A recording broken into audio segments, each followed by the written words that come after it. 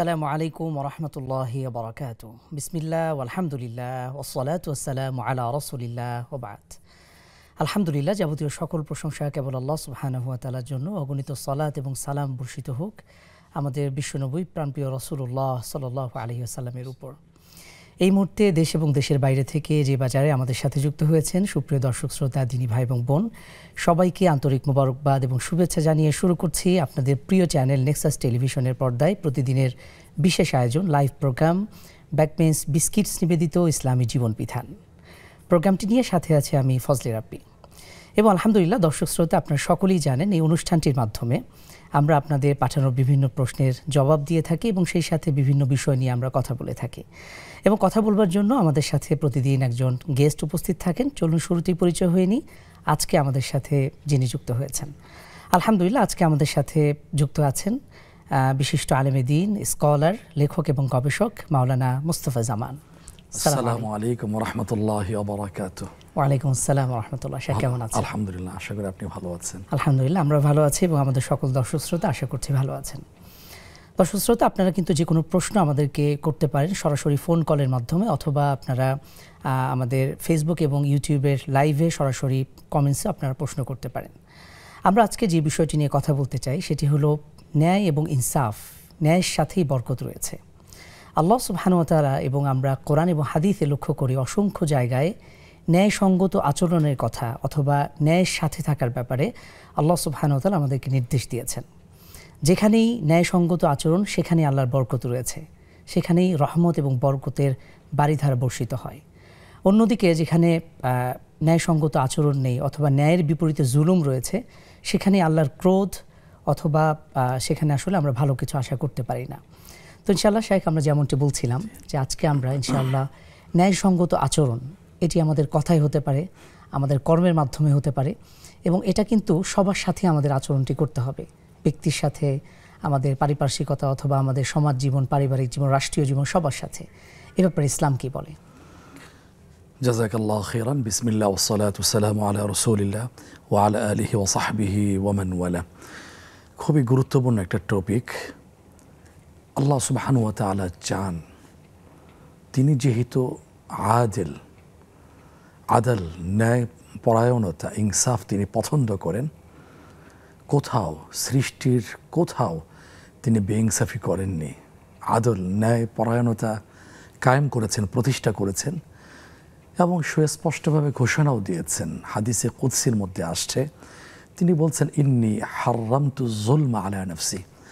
আমি ন্যায় পরায়ণতার, আদলের বিপরীত শব্দ হলো জুলম। আমি নিজের উপরে জুলুম করা হারাম করে দিয়েছি। সুতরাং তোমরাও কারো উপরে জুলুম করবে না, কথায় না, আচরণে না, দায়িত্ব পালনে না, কোথাও না। যদি করো তাহলে পরিণতিটা ছোট্ট কথায় সর্বশেষ এবং সর্বশ্রেষ্ঠ নবী এবং রসুল মুহাম্মদ সাল্লাল্লাহু আলাইহি ওয়াসাল্লামের মাধ্যমে জানিয়ে দিয়েছেন খুব দ্ব্যর্থহীন ভাষায়। সেটা হলো আয-যুলমু যুলুমাতুন ইয়াউমাল কিয়ামা। কিয়ামতের দিন এই জুলুমটা, ন্যায় পরায়ণতার বিপরীতে এই চরিত্রটা ভয়াবহ, ভয়ঙ্কর অন্ধকারে পরিণত হবে। আউযু বিল্লাহ। এখন এই ন্যায় পরায়ণতা আল্লাহ তাআলা পছন্দ করেন। আপনি যথার্থই বলেছেন ভূমিকাতে, যেখানে আদল, ন্যায় পরায়ণতা থাকবে সেখানে আল্লাহর বরকত, রহমত বর্ষিত হবে। পক্ষান্তরে যেখানে থাকবে না, সেটা ব্যক্তির ক্ষেত্রে আসলেও ব্যক্তি সফল হবে না। পরিবারের ক্ষেত্রেও যদি ন্যায় পরায়ণতা না থাকে, সেখানে অশান্তির আগুন জ্বলে উঠবে। সমাজে যদি না থাকে একই অবস্থা হবে। রাষ্ট্রে যদি ন্যায় পরায়ণতা যদি না থাকে, সেখানে অশান্তি সৃষ্টি হবে। এটা ভুরি ভুরি উদাহরণ আমরাও তো বর্তমানে স্বচক্ষে দেখতে পাচ্ছি। এখন বক্তব্যটা হচ্ছে ন্যায় পরায়ণতার গুরুত্ব কেমন? অনেক গুরুত্বপূর্ণ। আমি একটা ছোট্ট কথা আপনার মাধ্যমে সম্মানিত দর্শক ভাই বোনদের সাথে শেয়ার করতে চাই। সেটা হলো, একদিন মুসলিম জাহানের দ্বিতীয় খলিফা ওমর ইবনুল খাত্তাব রাদিয়াল্লাহু তাআলা আনহু, যার সম্পর্কে রাসূলুল্লাহ সাল্লাল্লাহু আলাইহি ওয়াসাল্লাম বলে গিয়েছেন, লাউ কানা নাবিয়্যুন বা'দি লাকানা ওমর। আমার উপর যদি আল্লাহ কাউকে নবী বানাতেন, নবী হওয়ার কোয়ালিটি তার মধ্যে ছিল। এখন মদিনাতে উনি মুসলিম জাহান, অর্থাৎ অর্ধেকটা পৃথিবীর চেয়েও আরও বেশি বিস্তৃত সেই এলাকার দুর্দণ্ড প্রতাপশালী ন্যায়পরায়ণ শাসক, উনি রাত্রেবেলা মদিনার বাহির থেকে একটা কাফেলা আসছে, অন্ধকার, চেনা যাচ্ছে না, স্পষ্ট না চেহারা ফেসগুলো। এখনকার মতো তো সেই সময় তো লাইট পোস্ট ছিল না। তখন তিনি জিজ্ঞেস করলেন, মিন আইনা, তোমরা কোত্থেকে আসছো? ওই কাফেলার মধ্য থেকে জবাব এলো, মিন ফাজ্জিন আমিক, আমরা বহুদূর থেকে আসছি।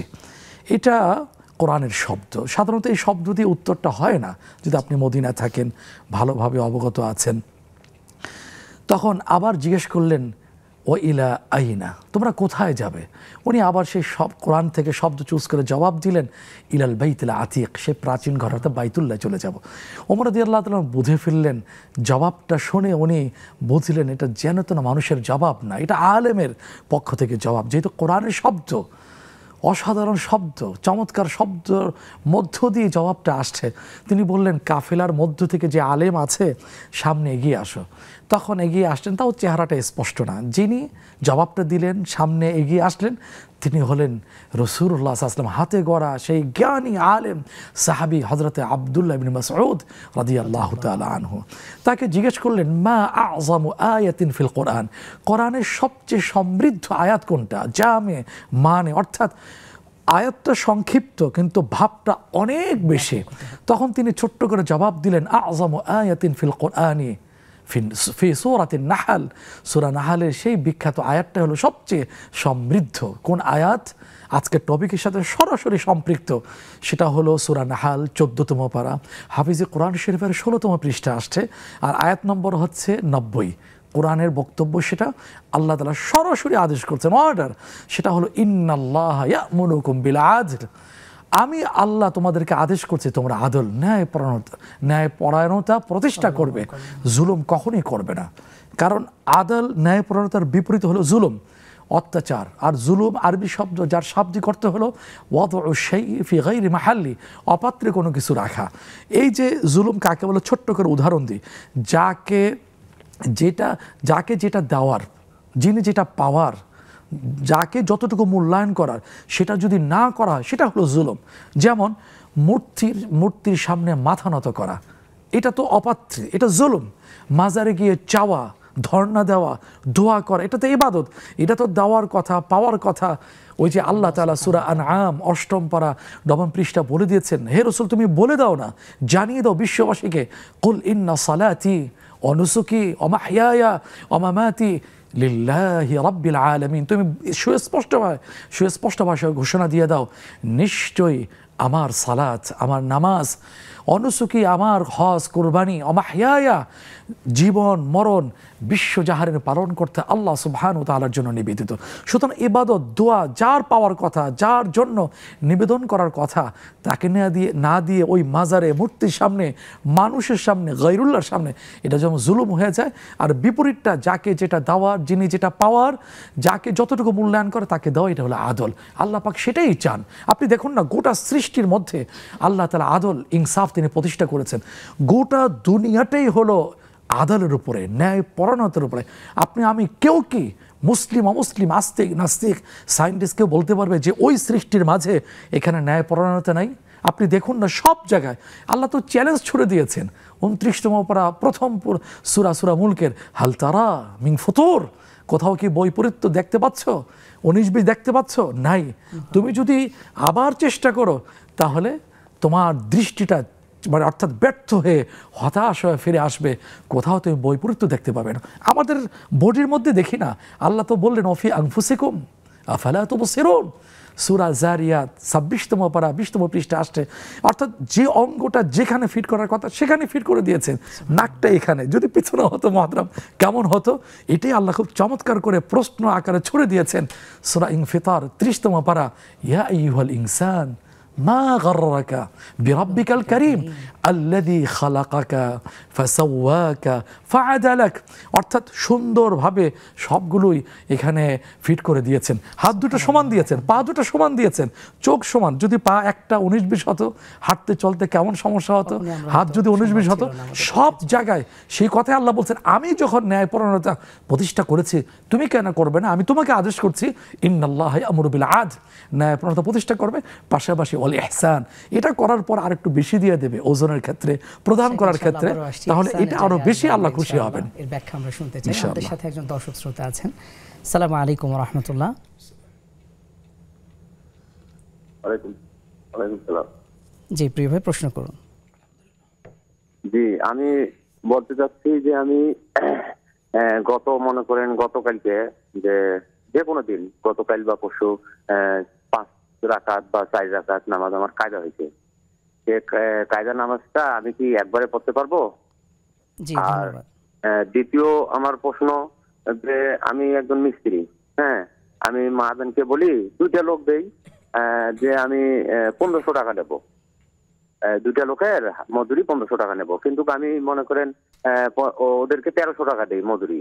হ্যাঁ, আমি একজন হেড মিস্ত্রি, আমি কন্ট্রাক্ট কাজ করি, হাজিরা কাজ খুব কম করি, যার কারণে আমি যন্ত্রপাতি সবকিছু আমার, হ্যাঁ, শুধু মিস্ত্রিরা আসবে আমার যন্ত্রপাতি নিয়ে কাজ করবে, আমি 200 টাকা দেই। সেক্ষেত্রে ওই 200 টাকা কি আমার খাওয়াটা ঠিক হবে?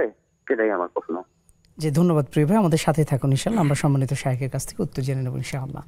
যে শেখ যেমনটি বলছেন, আসলে আদল এবং ইহসান আল্লাহ তাআলা যেমনটি কোরআনে স্পষ্ট নির্দেশ দিয়েছেন, এই আদলটা সর্বপ্রথম আসলে কার সাথে হওয়া উচিত? নিজের সাথে, অন্যের সাথে, এমনকি আমরা হাদিসে দেখি ইন্না লিরাব্বিকা আলাইকা হক, এমনকি মহান আল্লাহর সাথেও আমাদের আদল বা ইনসাফ বজায় রাখতে হবে। জি, প্রথম কথা হলো আমার রবের সাথে আমাকে ইবাদতের মধ্য দিয়ে, শিরিক মুক্ত ইবাদত করার মধ্য দিয়ে এই আদলটা আমাকে কায়েম করতে হবে। তারপরে তো লম্বা হাদিস তো আছে যে যত দায়িত্ব বিস্তৃতি লাভ করতে থাকে ততটাই আদল ন্যায়প্রণতার দায়িত্বটাও কিন্তু ততটা বিস্তৃতি লাভ করতে থাকে। লম্বা হাদিস আসছে ইন্না লিজাসাদিকা আলাইকা হাক্কান, তোমার উপর তোমার শরীর হক আছে, অধিকার আছে, এভাবে তোমার স্ত্রীর উপর তোমার হক আছে, তোমার ফ্যামিলির উপর তোমার হক আছে, এভাবে দায়িত্বের পরিধি রাসূল আসলাম শুনিয়ে দিয়েছেন। এবং শুরুতে বলেছেন সাবধান, কুল্লুকুম রাইন অকুল্লুকুম মাসউলুন আন রাইয়াতিহি, তোমরা সবাই দায়িত্বশীল, সুতরাং দায়িত্বশীলতা এটা ন্যায়প্রণতার সাথে পালন করতে হবে, না হলে তোমরা আখিরাতে জবাবদিহিতার সম্মুখীন হতে হবে। এই যে প্রথমে আমরা প্রশ্ন গ্রহণ করার আগে, রিসিভ করার আগে যে রাসূল ইসলামের কথা শোনানোর আগে আল্লাহ সুবহানাহু ওয়া তাআলা আমরা কথাগুলো শুনলাম, শোনানোর চেষ্টা করলাম, যিনি আমাদেরকে জানালেন, যার উপর কোরআন নাজিল হলো, তিনি কি কখনো জীবনে কখনো ন্যায়প্রণতার পরিপন্থী কোনো কাজ করেছেন? কখনো করেননি, কখনো করেন। আপনি দেখুন, একটা ঘটনা বলি, ঘটনা শুনলে, ঘটনা দিয়ে বললে তখন বিষয়টা আরও ভিতরে তাসির করে, রেখাপাত করে থাকে। মৃত্যুর কয়েকদিন আগে রাসূল আসলামের একাধিক স্ত্রী ছিলেন, আমাদের একাধিক শ্রদ্ধেয়া মা ছিলেন, উম্মাহাতুল মুমিনিন রাদিয়াল্লাহু তাআলা আনহা আনহুন্না, একটা ঘরে ছিলেন। উনি অসুস্থ, প্রচণ্ড মাথা ব্যথা। উনি জিজ্ঞেস করলেন আইনা আনা গাদান, মুখ থেকে এই শব্দগুলো বেরিয়ে আসছে, আইনা আনা গাদান, অর্থাৎ আমি আগামীকাল কার ঘরে থাকব। অন্যরা বুঝে ফেললেন ওনার মন চাচ্ছে যে কুমারী স্ত্রী, সবচেয়ে অল্প বয়সের প্রিয়তমা স্ত্রী হযরত আয়েশা সিদ্দিকা রাদিয়াল্লাহু তাআলা আনহা ঘরে থাকতে চাচ্ছেন। উনি কিন্তু সরাসরি বলেননি, ডাইরেক্টলি বলতে পারতেন, কিন্তু উনি বলেননি। অন্যরা স্বতঃস্ফূর্ততার সাথে খুশি মনে সম্মতি প্রদান করলেন, ঠিক আছে, আমরা আমাদের উপরে যে অর্পিত হক আছে, আমাদের সাথে থাকা, যেহেতু রাত্রে ভাগ করার প্রশ্ন আছে, আদল ন্যায়প্রণতার প্রশ্ন আছে, ওনারা সবাই দিয়ে দিলেন। উনি ওখানে চলে আসলেন। বলতে পারতেন, দেখেন এই সময়ও, এই ক্ষেত্রেও তিনি পুরোপুরি ন্যায়প্রণতা প্রতিষ্ঠা করেছেন। সবচেয়ে আরও বেশি হৃদয় স্পর্শী যে বিষয়টা, সেটা হলো মাত্র 3 দিন আগে, কাবলা সালাসাতি আইয়াম, মৃত্যুর 3 দিন আগে, ইন্তিকালের 3 দিন আগে। শেখ ইনশাআল্লাহ আমরা ঘটনাতে আবারও আসবো। আমাদের সাথে আরেকজন দর্শক শ্রোতা আছেন। আসসালামু আলাইকুম ওয়া রাহমাতুল্লাহ। ওয়ালাইকুম আসসালাম হুজুর, আসসালামু আলাইকুম। ওয়ালাইকুম আসসালাম ওয়া রাহমাতুল্লাহ। জীবন প্রশ্ন করুন। আমি 3টে প্রশ্ন করতে চাই। জীবন করুন। আমি প্রশ্ন করব? জীবন, হ্যাঁ প্রশ্ন করুন।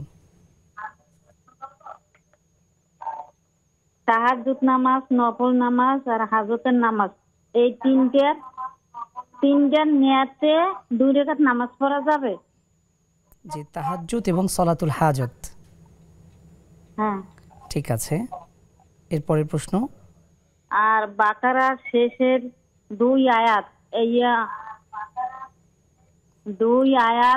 কি 2টা সূরা বানাইয়া কি নামাজে পড়া যাবে? জি, খুবই সুন্দর প্রশ্ন। জি, আমরা বুঝতে পেরেছি। আরেকটি প্রশ্ন। আর আরেকটা সূরা, আর একটা দোয়া, আরাফার দোয়া, একটু আরাফার দোয়া টেলিভিশনের ভলিউমটা একটু কোন কমিয়ে প্রশ্ন নামাজে কি করবেন। পড়া জি। যায়?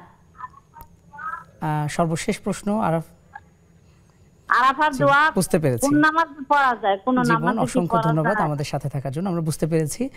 সুপ্রিয় দর্শক শ্রোতা, আমাদের সময় হয়ে গিয়েছে ছোট্ট একটি বিরতিতে যাবার। বিরতির পর খুব শীঘ্রই ফিরে আসছি, আমাদের সাথেই থাকুন।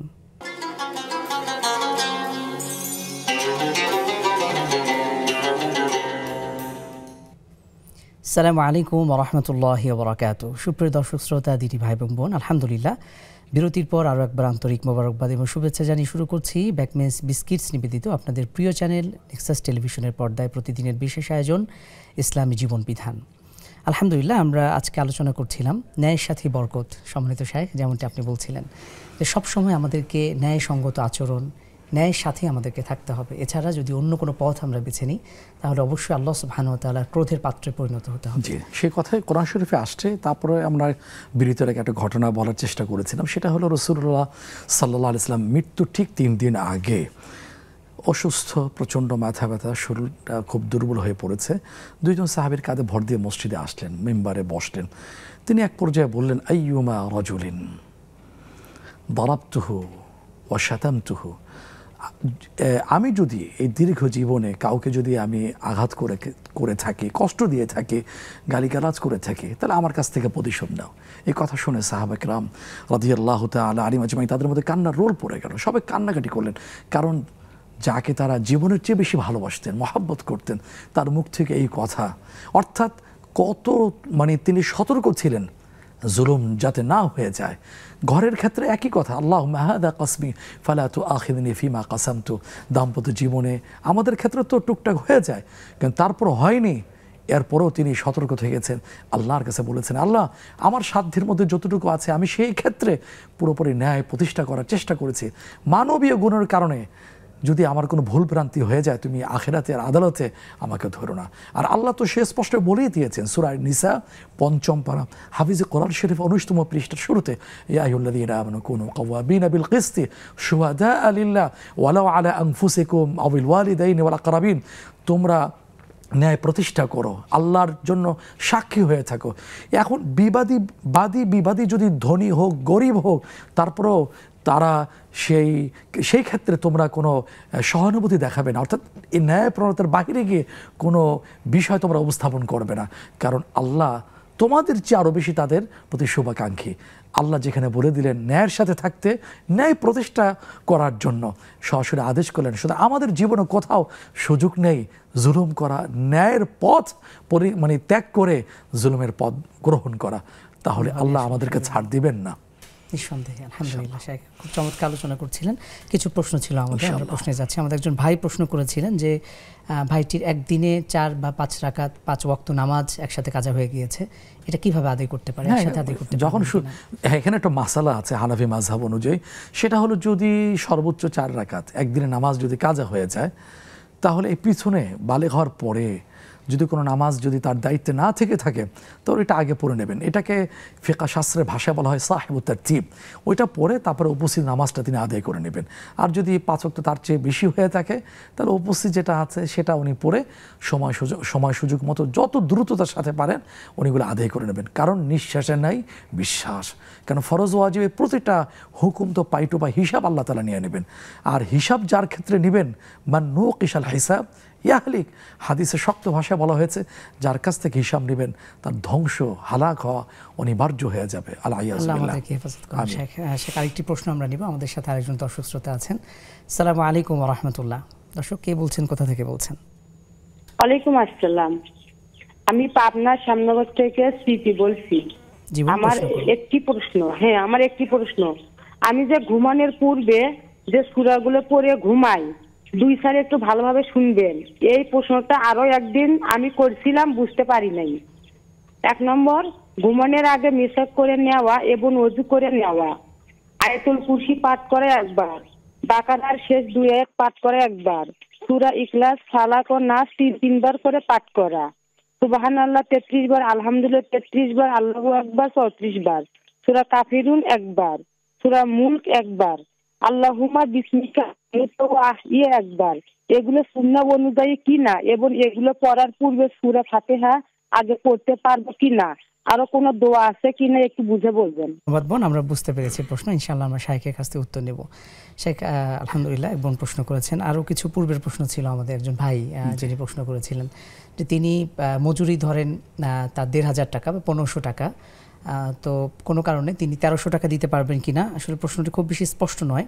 তো তিনি তার অধীনে কিছু লোক কাজ করে, তো এক্ষেত্রে তিনি ১৫০০ জায়গায় ১৩০০ দিতে পারবেন কিনা বা এরকম সুযোগ আছে? হ্যাঁ, উনি একটা কারণও এখানে আমাদের সাথে শেয়ার করেছেন। যন্ত্রপাতি তার যন্ত্রপাতি মেশিনারি ব্যবহার করে তারা কাজ করে থাকে, তবে শুরুতে বলে নেওয়া ভালো, চুক্তিটা তো আগেই হওয়া জরুরি। হ্যাঁ, আগে স্পষ্ট হওয়া জরুরি যে দেখো উনি মালিকের কাছ থেকে ১৫০০ করে নিয়ে থাকেন, এখন বলবেন যে তোমরা তো খালি হাতে চলে আসছো। যেই পেশায় যাদেরকে নিয়ে আসছেন তাদের দেখা যাচ্ছে ওনার কথা যেটা বুঝে আসলো যে খালি হাতে চলে আসছে, যন্ত্রপাতি নেই। সেক্ষেত্রে বলে নেব যে তোমরা এই যে যন্ত্রপাতি নিয়ে আসছো না, যন্ত্রপাতি বাবদ আমি তোমাদের কাছ থেকে এত টাকা আমি কেটে রাখবো, রাজি? হ্যাঁ রাজি, ঠিক আছে, এতে কোনো সমস্যা নেই। জি আলহামদুলিল্লাহ। অর্থাৎ আগেই পরিষ্কার করে নেওয়া যে পরস্পর যে লেনদেন হবে এটা যেন আগে থেকেই ক্লিয়ার। অবশ্যই আগের থেকে এটা লেনদেন করে আপনার আমার জীবনে চলার পথে হতে পারে, আমি রিক্সায় উঠছি, গাড়িতে উঠছি, আগেই স্পষ্ট করে নেওয়া, না পরবর্তীতে মলমালিন্য এটা, কারণ আমি একটা ধারণা করেছি উনি ধারণা করেছেন এর চেয়ে বেশি, তো দরকারটা কি? সুতরাং আগের থেকেই স্পষ্ট করে নেওয়া, লেনদেন তো আগের থেকেই হবে স্পষ্ট। জি আলহামদুলিল্লাহ।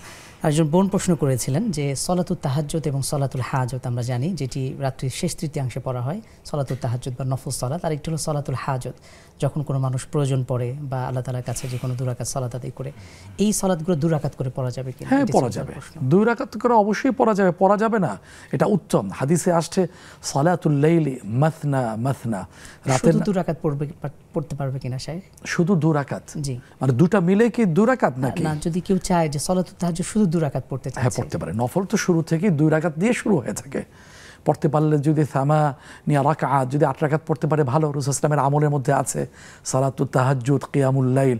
কিন্তু কেউ যদি নাও পড়তে পারেন 2 রাকাত পড়তে পারেন, সমস্যা নেই। কারণ একটা হাদিসে আসছে আবু হুরায়রা রাদিয়াল্লাহু তাআলা আনহু বলেছেন যে তাকে বলতো, উনি তো তালিবুল ইলম ছিলেন, এলেম শেখার ক্ষেত্রে নিয়োজিত ছিলেন, কেউ যদি শেষ রাতে ওঠার ব্যাপারে আশঙ্কা করেন উঠতে পারবো না, তাহলে ফালিউসাল্লি রাকাতাইন, সেই জন্য ঘুমের আগে 2 রাকাত পড়ে নেয়, ওটা তাহাজ্জুদ হিসেবে গণ্য হয়ে যাবে। তবে উত্তম হলো 8 রাকাত পড়ে, 8 রাকাত হলো সুন্নাহ, নফল হয়ে থাকে 2 রাকাত থেকে মুহতারাম। জি, যদি আরো বেশি পড়তে পারেন 4, 6, 8 তাহলে তো হ্যাঁ অনেক ভালো হয়। বোনের প্রশ্ন উত্তর পেয়েছেন। আরেকটি প্রশ্ন ছিল যে সূরা বাকারার শেষ 2 আয়াত যে রয়েছে, এটি আমি 2 রাকাত আয়াত দিয়ে আমি শেষ করতে পারবো কিনা? হ্যাঁ, এখানে তো যেটা শর্ত আছে কেরাতের ক্ষেত্রে, ছোট্ট 3টা আয়াত হইলেই কেরাতের যে ফরজিয়াতটা পড়ার যে বিধানটা এটা পালন করা হয়ে যায়। আর সেখানে 2টা তো আছে, আমানার রাসূলু বিমা উনজিলা ইলাইহি রাব্বিহি ওয়াল মুমিনুন থেকে, তারপরে লা ইউকাল্লিফুল্লাহু নাফসান ইল্লা উসাহা, এর আগ পর্যন্ত প্রথম রাকাতে পড়া যায়, পরে লা ইউকাল্লিফুল্লাহু নাফসান ইল্লা উসাহা থেকে ফানসুরনা আল কওমিল কাফিরিন 2 রাকাতে পড়া যায়। মাসালার দিক থেকে কোনো সমস্যা নেই আলহামদুলিল্লাহ। আরও একটি প্রশ্ন ছিল যে আরাফাতের দোয়া, আরাফাতের ময়দানে যে দোয়া পড়া হয়, এটা দিয়ে নামাজে পড়তে পারবে কিনা, অথবা নামাজের ভিতরে এটা পড়া জায়েজ আছে কিনা? নামাজ পড়তে পারবে কিনা? নামাজ তো হয় সূরা কিরাত দিয়ে। জি, এখন খায়রুদ দুআ ইয়াউমি আরাফা, যেটা হাদিসে আসছে আরাফার দোয়া হলো শ্রেষ্ঠ দোয়া, লা ইলাহা ইল্লাল্লাহ ওয়াহদাহু লা শারীকা লাহুল মুলক ওয়া লাহুল হামদ ওয়া হুয়া আলা কুল্লি শাইইন কাদির। সব নবীরা পড়েছেন, রাসূলুল্লাহ বলেছেন আমিও পড়েছি, এটা শ্রেষ্ঠ দোয়া। এটা নামাজের ভিতরে বলতে কি সূরা কিরাত বাদ দিয়ে সিজদায় পড়া যায়, রুকুতে পড়া যায়, সমস্যা নেই। তবে হানাফি মাযহাবের একটা বক্তব্য হলো ফরজ ওয়াজিব নামাজে এড়িয়ে যাওয়াটা। অনেক শুকরিয়া শাইখ। আলহামদুলিল্লাহ, আমরা প্রশ্নের উত্তর দিচ্ছিলাম। আমাদের সাথে আরেকজন দর্শক আছেন, আমরা প্রশ্ন নিচ্ছি। আসসালামু আলাইকুম ওয়া রাহমাতুল্লাহ। আসসালামু আলাইকুম রাহমাতুল্লাহ। ওয়া আলাইকুম আসসালাম। হুজুর, আমার 3টি প্রশ্ন। জীবন প্রশ্ন করুন।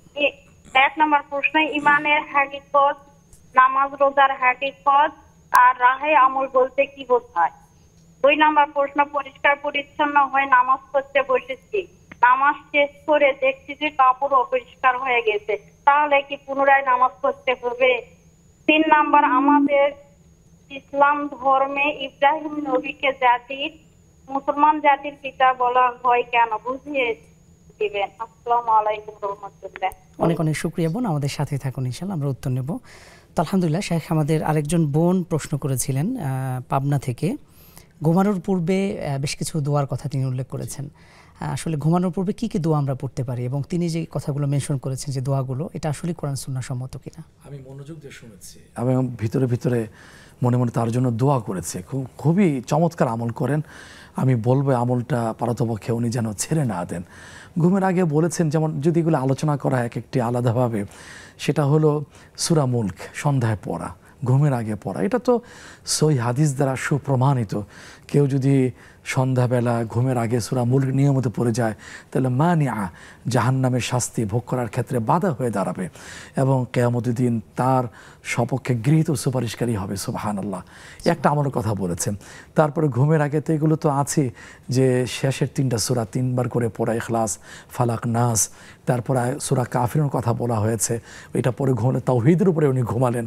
এরপরে সূরা বাকারার শেষ 2 আয়াতের কথা বলেছেন। এগুলো হাদিস দ্বারা প্রমাণিত। কেউ যদি ঘুমের আগে সূরা বাকারার শেষ 2 আয়াত পড়ে, এরপর একটা ছোট্ট আমলের কথা আসছে, এরপরে পরে 2 হাত একত্রিত করে থুতু ছেড়া দিয়ে শরীর যদি মুছে নেয়, হাদিসের শেষে আসলে কাফাতাহু, এই 2 আয়াত আমল করার কারণে সমস্ত প্রকার অনিষ্ট থেকে বাঁচার জন্য যথেষ্ট হয়ে যাবে। সুবহানাল্লাহ, অর্থাৎ আমাদের বোন যে বিষয়গুলো মেনশন করেছেন সবগুলো কিন্তু হ্যাঁ সুন্দর। এর আগে এরপরে তিনি আরেকটা কথা যোগ করেছেন, সূরা ফাতিহা পড়তে পারবে কি? হ্যাঁ, পড়া যায়। আমি বলবো পারলে আপনি আয়াত সূরা তাকাসুর পড়ে নেবেন, কারণ হাদিসে আসছে কেউ যদি একবার সূরা তাকাসুর পড়ে, আল্লাহাকুমুত তাকাসুর, এই শুরুর এই আয়াতটা, এই সূরার শুরুর এই আয়াত দিয়ে শুরু হয়েছে, এই সূরা যদি একবার পড়ে তা আলফু আয়া, 1000 আয়াত পড়ার সমান সওয়াব হয়ে যাবে। সুবহানাল্লাহ। এভাবে করে যদি আর কোনো গুনাহ না করা হয়, চোখের গুনাহ, কানের গুনাহ, কোনো গুনাহ যদি না করা হয়, তাহলে তো চমৎকারভাবে উনি ঘুমটাও শুরু হয়ে গেল। আর এর মধ্যে যদি তার মৃত্যু হয়ে যায়, কত সুন্দর মৃত্যু। আপনি দেখুন না, সূরা জুমার 24তম আর 2য় পৃষ্ঠে আসছে, আল্লাহ বলে দিয়েছেন, আল্লাহু ইয়াতাওয়াফাল আনফুসা হিনা মাউতিহা ওয়াল্লাতী লাম তামুত ফি মানামিহা। আমরা যখন মারা যাই, আল নাওমু আল মাউতু, আরবিতে বলে ঘুম একটা মৃত্যু, রুহটা কাছে থাকে না। এখন সবার সবাই কিন্তু ঘুম থেকে জাগ্রত হতে পারে না। ওই যার ক্ষেত্রে ফায়সালা হয় রুহটা ফেরত দেওয়া, রুহটা ফেরত চলে আসে, নতুন একটা সকাল, নতুন একটা দিন পেয়ে যায়। আর যার ক্ষেত্রে হয় না, ওই যে আল্লাহ বললেন আটকে রাখা হয়, ফেরত দেওয়া হয় না, ওই ঘুমটাই তার জীবনের শেষ ঘুম হয়ে থাকে। সুতরাং ঘুমের শুরুতে আমি যখন এত সুন্দর হাদিস দ্বারা প্রমাণিত এই সূরাগুলো, দোয়াগুলো পড়ছি, আর শেষে আমি বলছি আল্লাহ বিসমিকা আমুতু ওয়া আহইয়া, আল্লাহ তোমার নামে আমি আমুতু মৃত্যুবরণ করি এবং জাগ্রত হয়ে জীবিত হই। সুন্দর, চমৎকার। জাযাক আল্লাহু খাইরান। আল্লাহ তাকে উত্তম দান করুন। আমরা অনুপ্রাণিত হচ্ছি, যারা শুনছেন বা পরবর্তী শুনবেন, তারা যেন এই প্রশ্ন থেকে, আমাদের আলোচনা থেকে তারা পড়ার ক্ষেত্রে যেন উদ্বুদ্ধ হন, যারা না পড়ে থাকেন। ইনশাআল্লাহ শেখ, অনেক অনেক শুকরিয়া। আলহামদুলিল্লাহ। সুপ্রিয় দর্শক শ্রোতা, দিনী ভাই বোন, আলহামদুলিল্লাহ আমাদের শেখ চমৎকারভাবে কোরআন সুন্নাহ আলোকে প্রশ্নের উত্তর দিচ্ছে। আমাদের সাথে থাকুন ইনশাআল্লাহ। এই পর্যায়ে ছোট্ট একটি বিরতিতে যাবার সময় হয়েছে, আমরা ফিরছি একটু পরেই।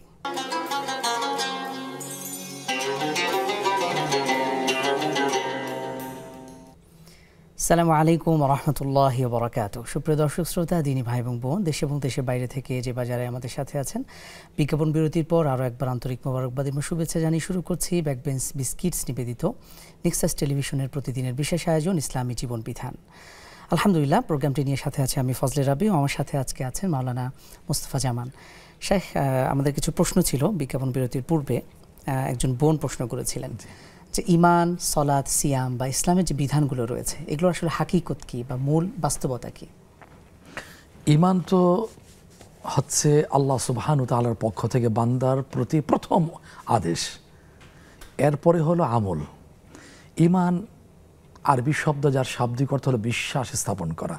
এর হাকিকত হচ্ছে অন্তরে বিশ্বাস, মুখে তার স্বীকৃতি, কর্মের সেটার বাস্তবায়ন। অর্থাৎ যদি আরেকটু খুলে বলি আমরা, সেটা হলো আল্লাহকে এক ও দ্বিতীয় বলে বিশ্বাস স্থাপন করা, অন্তরে বিশ্বাসটা লালন করা, মুখে কথাটা স্বীকৃতি দেওয়া, স্বীকার করা, আর অঙ্গ প্রত্যঙ্গের মাধ্যমে সেটার বাস্তবায়ন করা যে আল্লাহ ছাড়া আর কোনো মাবুদ নেই, তিনি কেবল ইবাদত পাওয়ার যোগ্য, আর কেউ নয়। এই হচ্ছে মানে সংক্ষিপ্ত আকারে ঈমানের হাকিকত। এরপরে সালাত, নামাজের হাকিকত হলো যে বিশেষ কয়েকটা অঙ্গ প্রত্যঙ্গের মাধ্যমে যে নামাজ পড়ছে, এখানে শেষ নয়। এই নামাজের মাধ্যমে কি হবে? বান্দার সাথে আল্লাহর সাথে একটা আত্মিক সম্পর্ক স্থাপিত হবে। সে কথায় প্রতিধ্বনিত হয়েছে সূরা আলাক, যে সূরার প্রথম 5টি আয়াত হলো প্রথম অবতীর্ণ আয়াত, 30তম পরে আসছে যে ওয়াসজুদ ওয়াকতারিব, সিজদা দাও। যেহেতু নামাজের সবচেয়ে গুরুত্বপূর্ণ একটা অংশ হলো, রুকুন হলো সাজদা দাও আল্লাহর জন্য, তা সিজদা দাও আর আমার নিকটবর্তী হয়ে যাও। এখন শুধু অঙ্গ প্রত্যঙ্গ দিলাম, কিছুটা ডিউটি পালন করলাম, বান্দার সাথে আল্লাহর সাথে সম্পর্ক নিবিড় হলো না, আল্লাহ যা বলেছেন সেটা আমি করলাম না, তা নামাজের হাকিকতটা আমার মধ্যে প্রকাশিত হলো না। এরপরে বোন আরেকটা প্রশ্ন করেছেন, রোজার হাকিকত কি? হ্যাঁ, সাওম বা সিয়াম, রোজার হাকিকত হচ্ছে, এমনি তো রোজার সংজ্ঞাটা কি, যে সুবে সাদিক থেকে সূর্যাস্ত পর্যন্ত পানাহার থেকে, কামাচার থেকে বিরত থাকার নাম রোজা। শুধু কি এর মধ্যে কি রোজার যথার্থতা প্রমাণিত হবে? নিশ্চয় না। এটার মাধ্যমে সে সংযম শিখবে, আত্মনিয়ন্ত্রণ শিখবে, এর মধ্য দিয়ে রোজার হাকিকতটা প্রকাশ পেয়ে যাবে। লাআল্লাকুম তাত্তাকুন, আল্লাহর ভীতি, তাকওয়া সে হাসিল করে থাকবে। আর এটার মাধ্যমে কি হবে? গুনাহ থেকে বেঁচে থেকে আল্লাহর সাথে তার একটা নিবিড় সম্পর্ক কায়েম হয়ে যাবে ইনশাআল্লাহ। আর ওই বড় সুসংবাদ তার ক্ষেত্রে এটা কার্যকর হবে যে রোজাদারের জন্য আল্লাহ তাআলা স্পেশাল একটা গেট, রাইয়ান নামক গেট বানিয়েছেন। তখন ওই হাকিকত হাসিল করার মধ্য দিয়ে ওই রাইয়ান নামক স্পেশাল গেট দিয়ে জান্নাতে সুখের স্থান, চিরস্থায়ী সুখের জায়গা জান্নাতে প্রবেশ করে সৌভাগ্যবান হয়ে যাবে ইনশাআল্লাহ। অনেক অনেক শুকরিয়া শাইখ। আমাদের সাথে একজন দর্শক শ্রোতা আছেন। আসসালামু আলাইকুম ওয়া রাহমাতুল্লাহি ওয়া বারাকাতুহু। ওয়ালাইকুম আসসালাম। আসসালামু আলাইকুম। ওয়ালাইকুম আসসালাম। জীবন প্রশ্ন করুন। আমার তিনটা প্রশ্ন আছে। একটা প্রশ্ন হচ্ছে সকালে ইশরাকের নামাজ মানে বেলা ওঠার পরে যে নামাজ 10 মিনিট পরে পড়া হয়, এটা কতক্ষণ সময় আছে? জি, কয়টা পর্যন্ত সময় আছে? জি, দ্বিতীয় প্রশ্ন। দুই নাম্বার প্রশ্ন হলো যে আমি যে কখনো যদি এশারের নামাজ কাজা হয়ে যায়, তখন কি এশারের 4 রাকাত ফরজ আর 3 রাকাত বেতের পড়তে হবে? জি, 3 নাম্বার প্রশ্ন হলো যে আমি এর আগে প্রশ্ন করছিলাম যে অনেক সময় ওই জায়নামাজের উপরে হাত রেখে নামাজ মানে ঘর দিয়ে ওঠাটা ঠিক না, যদিও অসুস্থতার কারণে অনেক সময় উঠি, কিন্তু আমি যেখানে নামাজ পড়ি তার পাশে আমার খাট আছে, তো খাটে আমি স্পর্শ করে উঠে আর কি, জায়নামাজে হাত দেই না, এক্ষেত্রে কি নামাজ হবে? অসংখ্য শুকরিয়া বোন, আমরা বুঝতে পেরেছি। আমরা ইনশাআল্লাহ শাইখের কাছ থেকে উত্তরগুলো নেব। শাইখ আলহামদুলিল্লাহ যেমনটি বলছেন, আমাদের আরও কিছু প্রশ্ন ছিল আগের, আসলে যে সলাৎ তিনি আদায় করেছেন, সলাৎ শেষে দেখলেন যে শরীরে কোনো একটা অঙ্গে অথবা কাপড়ে তার নাপাকি লেগে আছে, এক্ষেত্রে করণীয় কি? আপনার প্রশ্নের শব্দ থেকে যেটা একটা অঙ্গে যদি নাপাক লেগে থাকে তাহলে নামাজকে তো পুনরায় পড়তে হবে। ওয়াসিয়াবাকা ফাতাহির, সূরা মুদ্দাসসির আল্লাহ তাআলা আগেই বলেছেন তুমি তোমার কাপড় পবিত্র করে নাও। শারীরিক পবিত্রতা, কাপড়ের পবিত্রতা দুইটাই অপরিহার্য, কারণ নামাজের চাবি হলো মিফতাহুস সালাহ আত-তাহারা, নামাজের চাবি হলো পবিত্রতা। সুতরাং একটা অঙ্গ যদি দেখা যায় নাপাকি লেগে আছে, নামাজ শেষে তার নামাজটা ওইটা পরিষ্কার করে বা ভিন্ন আরেকটি পবিত্র কাপড় পরে নামাজটা তিনি রিপিট করে নেবেন।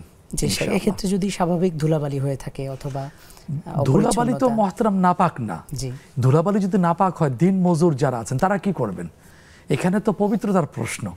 কাউকে পবিত্রতা, পবিত্রতা পরিচ্ছন্নতা যদি অবলম্বন করা যায় খুব ভালো হয় আলহামদুলিল্লাহ, না হলে প্রবলেম নেই। সেটা তো কোরআন শরীফে আসলে সূরা আরাফ 8ম পারা হাফিজে কোরআন শরীফের 13তম পৃষ্ঠা আসলে এটা সবার জন্য। কারণ আমি তো আল্লাহর রাজাদিরাজ মহারাজা আল্লাহ সুবহানাহু ওয়া তাআলার সামনে দাঁড়াচ্ছি, সেক্ষেত্রে তো আমি কি যেন তেন কাপড় নিয়ে পড়বো, দাঁড়াবো, উপস্থিত হব?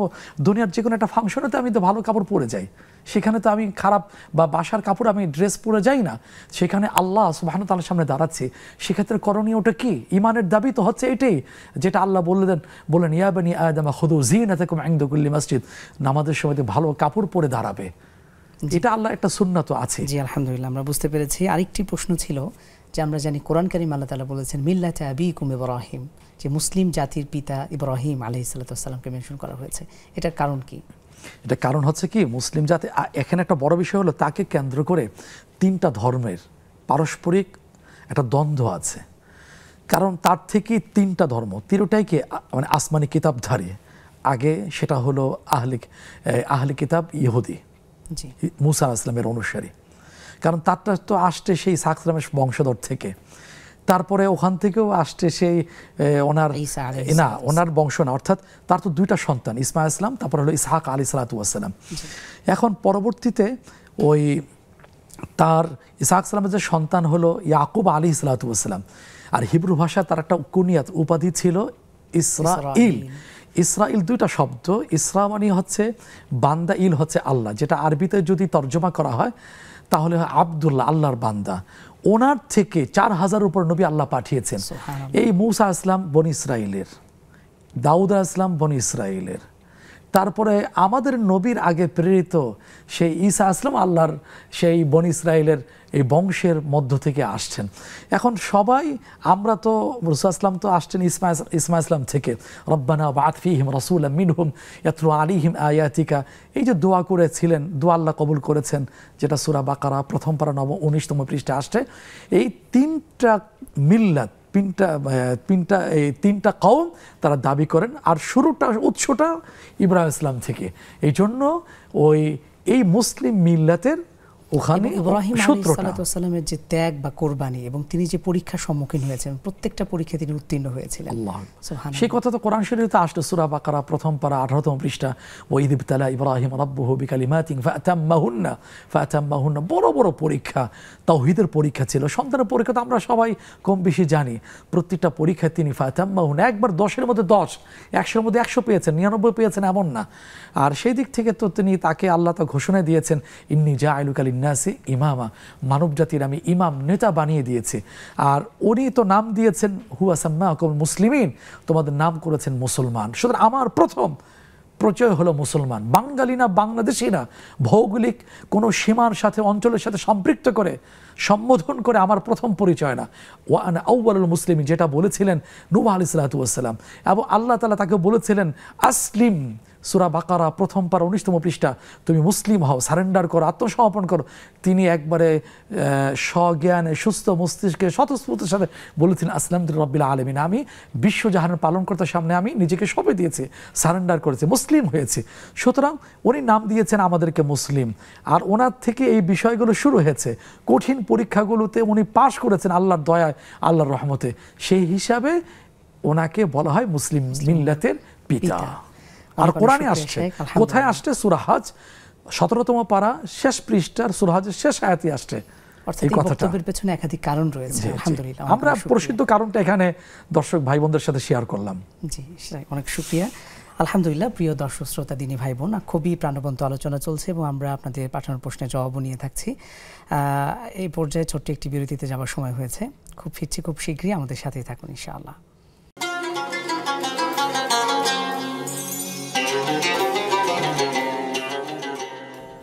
আসসালামু আলাইকুম ওয়া রাহমাতুল্লাহি ওয়া বারাকাতুহু। সুপ্রিয় দর্শক শ্রোতা, দিনী ভাই এবং বোন, দেশে এবং দেশের বাইরে যে যেখান থেকে আমাদের সাথে আছেন, সবাইকে আরও একবার আন্তরিক মোবারকবাদ এবং শুভেচ্ছা।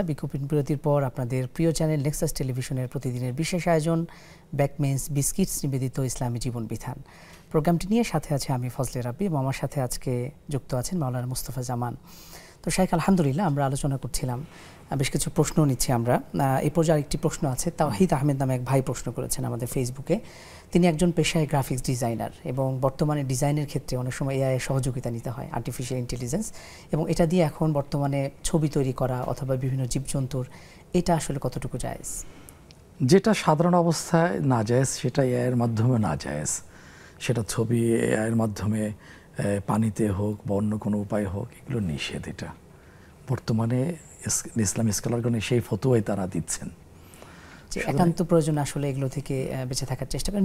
প্রাকৃতিক দৃশ্য অথবা না, এটা কোনো সমস্যা নেই। জীবজন্তুর ক্ষেত্রে প্রশ্ন, জীবজন্তুর ক্ষেত্রে প্রশ্ন, কিন্তু জীবজন্তু ছাড়া বাকি যে দৃশ্য সিনারি যে আছে সেক্ষেত্রে কোনো সমস্যা নেই।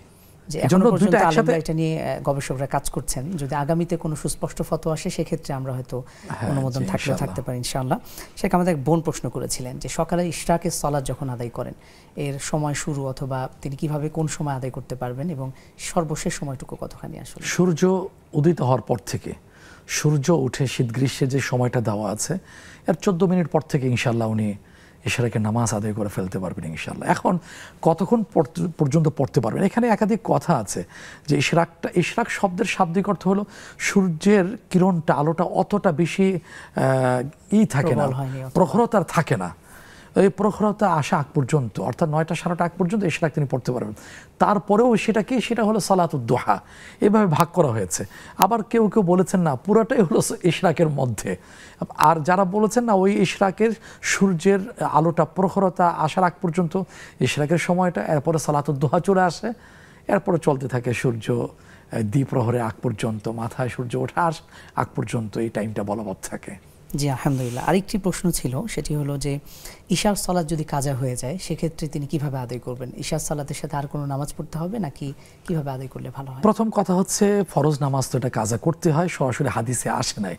কোরআনে যে একটা বক্তব্য, এই বক্তব্য নিয়ে এবং আগের বিষয় নিয়ে এখানে ইখতিলাফ, মতবিরোধ তৈরি হয়েছে। একটু খুলে না বললি নয়। সেটা হলো সূরা বাকারা 2য় পারা হাফিজে কোরআন শরীফের 6ষ্ঠ পৃষ্ঠায় আসছে যে রোজার ক্ষেত্রে ফামান কান মিনকুম মারিয়াদান আও আলা সাফারিন ফাইদ্দাতুম মিন আইয়ামিন উখর, রমাদান মাস এটা হলো তো ফালইয়াসুমহু, আল্লাহ বলছেন এটা ফরজ, ইসলামের একটা অন্যতম স্তম্ভ এটা। এখন রমাদান মাস চলে আসছে, কেউ যদি অসুস্থ এবং শরীর সফরের মধ্যে থাকে তাহলে অন্য সময় রাখার একটা সুযোগ অবকাশ আল্লাহ তাআলা দিয়েছেন। তাহলে ইসলামের স্তম্ভের সিরিয়ালের সিয়াম হলো আরও পরে, আর রোজ সালাত হলো আরও আগে। সুতরাং যেটা আগে সেটা কাজা হবে, সেটা পড়া লাগবে না। এই জন্য ফুকাহা ইকরাম বলে না, অবশ্যই লাগবে। তাহলে তারা বলে থাকেন যে রসুলাম তো কাজার কথা বলেননি। আবার পাল্টা জবাব দেওয়া হয় যে রসুলামের সময় মুসলিম দাবি করে পরিচয় দিয়ে নামাজ কাজা করবে, এটা তো তার কল্পনার বাহিরে ছিল। আর বিভিন্ন বক্তব্য থেকে বেরিয়ে আসছে যে যার নামাজ নাই তার তো ইসলামে থাকার কোনো অংশই নেই। এভাবে হাদিস আসছে ঈমান শিরিক ঈমানের মধ্যে পার্থক্য নিরূপণকারী হলো সালাত। তারপর ওমরদের বক্তব্য আসছে, তারপরে নামাজ না পড়লে জাহান্নামে যেতে হবে। সূরা মুদ্দাসির আসছে মা সালাকাকুম ফি সাকার ক্বালু লাম নাকু মিনাল মুসাল্লিন, কোন কারণে আজকে সাকার জাহান্নামে? প্রথম উত্তর যেটা বেরিয়ে আসবে, জাহান্নামীদের 70 গজ লম্বা শিকলে শৃঙ্খলিত অবস্থায় তাদের মুখ থেকে সত্য উচ্চারিত হবে, আমরা নামাজি ছিলাম না। এখন এই নামাজের এত গুরুত্ব, কালিমার পরই, তাওহীদের পরই, ইমানের পরই হলো নামাজের জায়গা, সুতরাং এটা পড়ে নেওয়াটাই নিরাপদ। এখন কারো যদি ঈশা হোক অন্য ওয়াক্ত যদি কাজা হয়ে যায় তাহলে দ্রুত সে আদায় করে নেবেন। ঈশার ক্ষেত্রে কি করণীয়? হানাফি মাযহাবে বেতরের আইনগত হুকুম হলো ওয়াজিব, আর ফরওয়াজিব কি হয়? কাজা করতে হয়। সুতরাং পরবর্তী যখন সময় পাবেন দ্রুত উনি আদায় করে নেবেন। আল্লাহু আ'লামু বিস-সাওয়াব। অনেক অনেক শুকরিয়া শাইখ। আরেকটি প্রশ্ন ছিল, বোনটির প্রশ্ন ছিল যে তিনি সালাত আদায় করছেন, যখন সেজদা থেকে উঠছেন তখন তিনি জায়নামাজে ভর না দিয়ে পাশেই তার বিছানা রয়েছে, তো সেখানে ভর দিয়ে তিনি উঠতে পারবেন কিনা? এটা ভর দেওয়ার কথা বলা হয়নি। ভর দেবেন কে? সাপোর্ট দরকার কার? যিনি মাজুর। রাসূল ইসলামের জীবনে যখন শেষের দিকে কিছুটা শরীর ভারী হয়ে গিয়েছিল, উনি প্রথম রাকাতে এবং তৃতীয় রাকাতে সিজদা থেকে সরাসরি না উঠে একটু বসে তারপর তিনি উঠে যেতেন।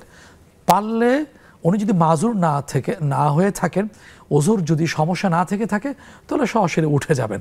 আর যদি উঠতে হয়, যদি জায়নামাজে ভর দিয়ে ওঠা সম্ভব না হয়, আমার আরেকটু সাপোর্ট দরকার, তাহলে খাট হোক, টেবিল হোক, পাশের চেয়ার হোক, নিতে পারবেন। তবে শর্ত হলো ওজুর যদি থাকে, এছাড়া স্বাভাবিক অবস্থায় সাপোর্ট উনি নেবেন না। জি আলহামদুলিল্লাহ শেখ, অনেক অনেক শুকরিয়া। আলহামদুলিল্লাহ আমরা আজকে খুব চমৎকারভাবে আলোচনা করছিলাম প্রিয় দর্শক শ্রোতা, আপনারা যারা শুরু থেকে আমাদের সাথে ছিলেন, যে ন্যায়পরায়ণতা সম্পর্কে। ইয়াদিলু হুয়া আকরাবু লিত্তাকওয়া। শেখ আল্লাহ সুবহানাহু ওয়া তাআলা স্পষ্ট নির্দেশ দিয়েছেন, ইয়াদিলু, তোমরা ইনসাফ প্রতিষ্ঠা করো, হুয়া আকরাবু লিত্তাকওয়া, এটাই হলো তাকওয়ার অধিক নিকটবর্তী। আজকে দেখা যায় আমাদের সমাজে যারা একটু ক্ষমতাবান, একটু দাপুটে বা সুযোগ পেলেই আমরা আসলে অন্যের প্রতি জুলুম করে ফেলি বা ইনসাফের কথা আমরা ভুলে যাই। এ ব্যাপারে শেষ 2 মিনিটে আপনি কি বলবেন? এটা তো খুব মারাত্মক পরিণতি। আজকের ক্ষমতাবান, তারপরে অর্থবৃত্তির দিক থেকে আগে আছে, তারা যদি তাদের শক্ত অবস্থান থেকে যদি জুলুম করে থাকেন, ন্যায়পরায়ণতা না করে থাকেন, আখিরাতে ধরা আছে। উনি যদি ভেবে থাকেন আমি তো হজ করি, আমি তো নামাজ পড়ি, আমি তো তসবিহ পাঠ করি, আমি তো দান সাদাকা করি ইত্যাদিতে বলে যদি এই কথা বোঝাতে চান যে আমি তো নিরাপদ, না, এটা হবে না। আপনার কথায়, আপনার আচরণে যদি ন্যায়পরায়ণতা প্রকাশ না পেয়ে থাকে, জুলুম হয়ে থাকে, আখিরাতে আপনি ধরা খেয়ে যাবেন। দুনিয়াতে হয়তো ভয় আপনার কাছ থেকে আপনার হক তার হকটা নিতে পারবে না, জুলুমের বিচার চাইতে পারবে না। কিয়ামতের দিন ভয়াবহ পরিণতি ডেকে আনবে, হাতছানি দিয়ে ডাকছে। সেটা কি? একটা বড় হাদিস আসছে, রাসূল সাল্লাল্লাহু আলাইহি ওয়াসাল্লাম গল্পের ছলে বলেছিলেন, আতাদরুনা মানিল মুফলিস? এই মুফলিস আমরা যেটা আজকে সমাজে দেউলিয়া বলে থাকি, কাকে বলে তোমরা কি জানো? সাহাবা কেরাম রাদিয়াল্লাহু তাআলা আনহুম আজমাইনের স্বভাবসুলভ উত্তরটা ছিল, মাল্লা দিনার ওয়ালা দিরহাম, যার দিনার দিরহাম নেই, টাকা পয়সা নেই, সে হলো সবচেয়ে বড় দেউলিয়া, নিঃস্ব, রিক্ত। রাসূল বলেন না, দুনিয়াতে নামাজ পড়েছে, হজ করেছে, যাকাত দিয়েছে, দান সাদকা করেছে, কিন্তু ওদিক থেকে সে গালি দিয়েছে, শাতামা, আঘাত করেছে, দারাবা ইত্যাদি ইত্যাদি, চরিত্র হরণ করেছে, ভয়ে কিছু বলতে পারেনি। কিয়ামতের দিন আল্লাহর আদালতে ওই যে পাওনাদাররা দাঁড়িয়ে যাবে, সংশ্লিষ্ট ফেরেশতাকে আল্লাহ তাআলা আদেশ দিবেন তার কষ্টার্জিত ওই নামাজ থেকে, রোজা থেকে, দান সাদকা দিয়ে দাও। সর্বশেষ আমল শূন্য হয়ে কি হবে? অন্যের গুনাহ নিয়ে মাথা নিচু, পা উপরে অপদস্থ হয়ে তাকে জাহান্নামে নিক্ষেপ করা হবে। অবস্থা থেকে পানা আছে, নাউযুবিল্লাহ। সুপ্রিয় দর্শক শ্রোতা, আলহামদুলিল্লাহ আমরা আজকে ন্যায়পরায়ণতা সম্পর্কে আলোচনা করছিলাম। ইন্নাল্লাহা ইউহিব্বুল মুকসিতিন, আল্লাহ সুবহানাহু ওয়া তাআলা ন্যায়পরায়ণতাকারীকে ভালোবাসেন। আজকে আলোচনায় এই বিষয়টি ফুটে উঠেছে। আমাদের সম্মানিত শাইখকে অনেক অনেক শুকরিয়া শাইখ, আমাদের এতক্ষণ আমাদের সাথে থাকবার জন্য। আলহামদুলিল্লাহ আমাদের সকল দর্শক শ্রোতা আপনাদেরকে অনেক অনেক কৃতজ্ঞতা যারা আমাদের সাথে এতক্ষণ সাথে ছিলেন। এ পর্যায়ে বিদায় নেবার সময় হয়ে গিয়েছে। ইনশাআল্লাহ আগামীকাল আবারও দেখা হবে ভিন্ন কোনো বিষয় নিয়ে। ততক্ষণ পর্যন্ত সকলেই ভালো থাকুন, সুস্থ থাকুন। ওয়াসসালামু আলাইকুম ওয়া রাহমাতুল্লাহি ওয়া বারাকাতুহু।